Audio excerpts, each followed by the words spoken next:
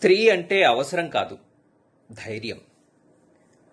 రామునికి సీత మైథిలి, కృష్ణునికి రాధ, ఈశ్వరునికి ఈశ్వరి, మంత్రపఠనంలో గాయత్రి, గ్రంథపఠనంలో గీత, దేవుని ఎదుట వందన, అర్చన, పూజ, హారతి, ఆరాధన, వీళ్ళందరికీ తోడు శ్రద్ధ.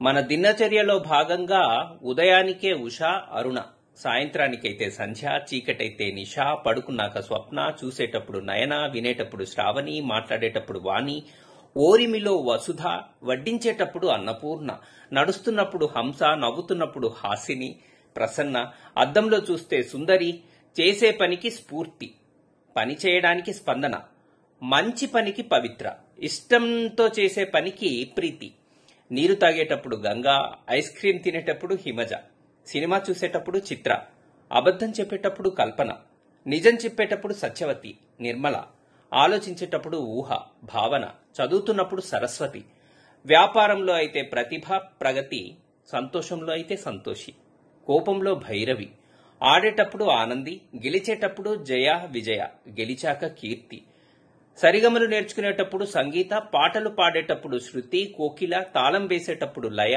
సాహిత్య గోష్ఠిలో కవిత, నగరాన్ని కాపాడుతూ ప్రకృతి, జీవిత గమనంలో మనతో అయితే విద్యాభ్యాసంలో విద్య, సంపాదనలో లక్ష్మి, చేసే వృత్తిలో ప్రేరణ, పనిచేసి వచ్చిన తర్వాత శాంతి, చిన్నతనంలో లాలన, మధ్య వయస్సులో మాధురి, జీవితాంతం జీవిత గమనంలో అలుపెరగని ప్రవాహినిగా సరిత.